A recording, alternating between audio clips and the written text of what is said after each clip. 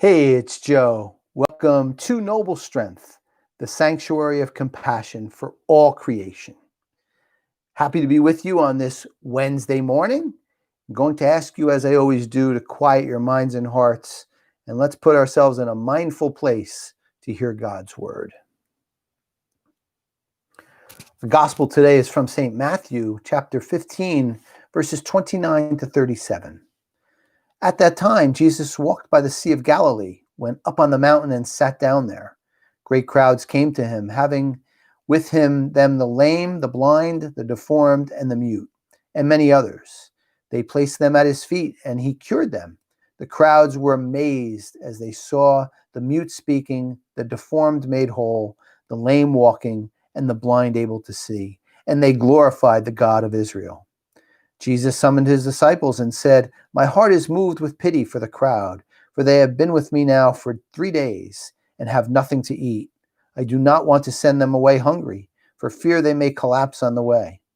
The disciples said to him, "Where could we ever get enough bread in this deserted place to satisfy such a crowd?"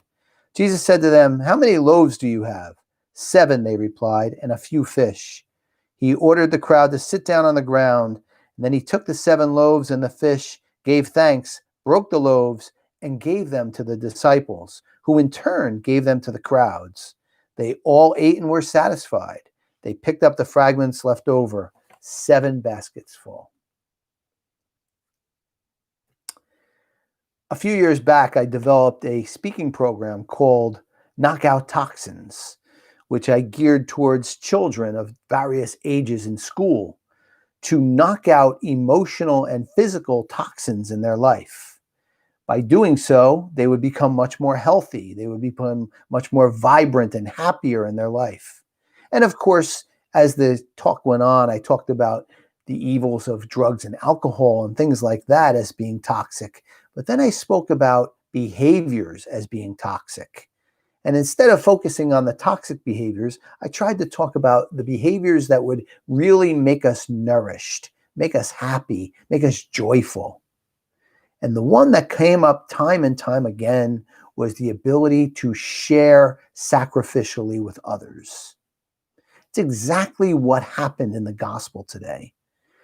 Nothing happened to expand the loaves and fishes until the disciples had the amount in their hands and decided to share it sacrificially with the crowds. And once that was done, there was so much left over for everyone. And you could almost feel the excitement, the energy, the compassionate energy that was in place there at that time, for it was for real. And it does not have to be our money. It does not have to be actual loaves and fishes. What it has to be is our sincere self that will share ourselves, our good part of ourselves, with others sacrificially, so that they see and believe what we are giving to them, which is truly a compassionate, caring love. Is it possible? Of course it's possible. But it takes one very important thing. It takes putting away the negative and focusing on the positive as we go through each day and each interaction. That doesn't take an advanced degree. That doesn't take millions of dollars. All that takes is a heart that is centered in God's love. So I ask you to try to start that today. It's possible, very possible. And let me know how it goes for you.